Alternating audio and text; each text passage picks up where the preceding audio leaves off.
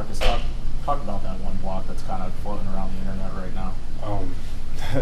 It was a big hit, but really I was just going through my progression for my rules for the pass play. Then from there, it was just attack mode. There wasn't really anything planned. There wasn't anything done, but just aggression on the field. So just play my heart out and just continue to go from there. Marcus, go ahead, John. I was just say before the season, whether it's you or Owen, a lot of the offensive linemen talked about how the unit was gelling coming out of training camp, and you kind of have to see it on the field, right? Through 7 games, how do you feel you guys are gelling? We're very close. Watch film every day for hours. Talk through different scenarios that may happen on the field. When things aren't going well, may have an argument here and there, but that's part of brotherhood. That's part of life. That's part of with the bond. So we do what we got to do to win, and we're close. We're close on the field and off the field. Hang out with each other on. So it's a great bond we have. Sometimes on the field. How much does that show up in between series when you guys go back to the bench and you guys are talking before comes over? I mean, how much conversation is happening in terms of holding each other accountable and discussing those things? It happens all the time. We might have a bad play. Somebody might get some nub or may fall off a block. We're able to pick each other up because we all want to be great. We all be ourselves our hardest critic at some point. So we always try to pick each other up from the standpoint of trying to be great. But even then, when we're on the field, if we have to pass anything off, it's just reaction with each other because of how often we're able to talk things out or do things during practice. So it's a great on and off the field balance that we have. Marcus, along those lines, how calm is it with you guys? I mean, we were down Tennessee, down Clemson in those games. What is the mood like, and what keeps you guys so? We always say we just got to play our game. We can't really do anything else but that. We can only control what we can control, so we know everything really relies on us, on the success of the offense, so we just put it on our backs and we just move forward with that. What was the build of this Clemson game, going into this Clemson game? Because that was a defensive front that was talked about for all the blitzes they were going to throw at you guys. And Pat noted after the game, they seemed like they threw a new one at you guys every play. You guys seemed to figure it out as the game went along, and then especially in the run game in the second half, you guys got some push. Was there like extra emphasis going into this game, or we try to treat everyone the same? Try to go 0-1 every. I said 0-1. 1-0. Sorry.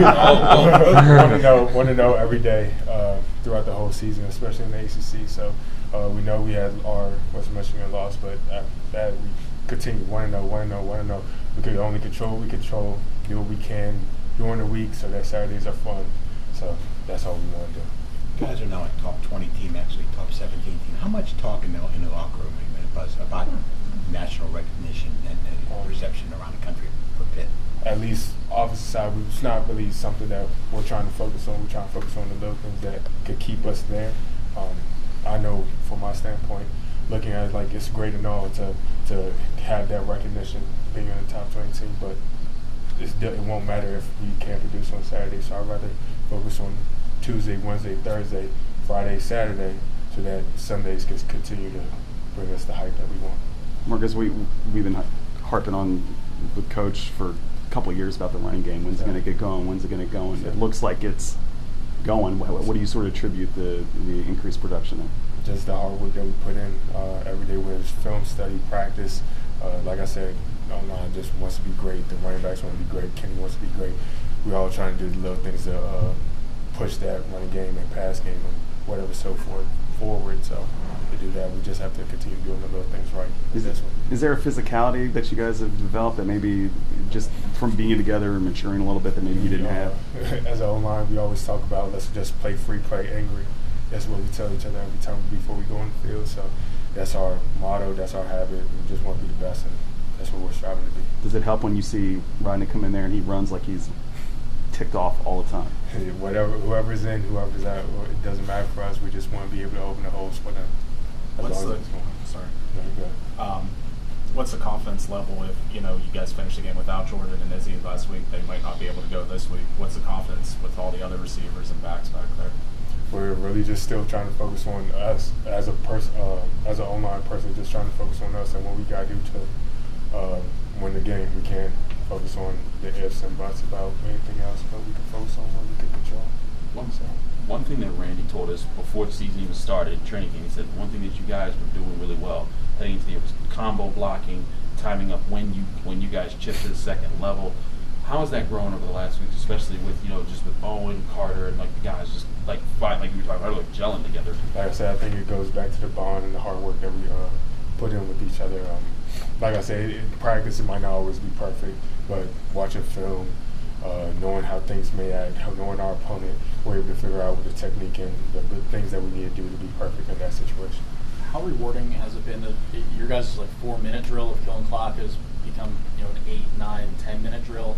You just kill the clock in Tennessee, Virginia Tech, and this past weekend against Clemson. It's a great feeling, especially being able to put it on our backs. We take pride in that, but that being the case, it's just expected at this point. So we're just trying to do what we have to do to keep it going. I noticed that Scalzi had a nice word with Kenny after the game. Did he have respect for you after the game? Yeah, we had a few words. We said great game. Said I was a great player. I said he was a great player. So it's a good bond I was able to create with him. Even though this is my first time really being in the ACC, it was like something I'm able to pick up on with a few guys throughout the ACC now. Sorry. What's unique about Miami defense? Their defense is fast. They're physical. They look like they play with a lot of heart. So it's something to look forward to as an O-line. Put on our resume when we go against them. You guys as a team try not to focus on the ranking and all that kind of stuff, but for you transferring in from Maryland to come into this program that a senior-laden team with a lot of expectations, how does that feel to be able to come in that regard and be a part of this? It feels great. This will be my first bowl game I'll be able to go to, so that's a great feeling.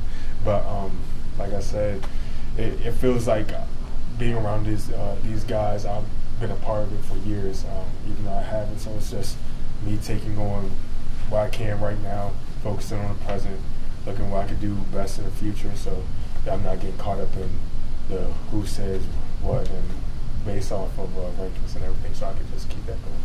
So that's how my mindset is for it. Not a bold projections guy. Yeah, just trying to focus on what it is now. That's all I can control.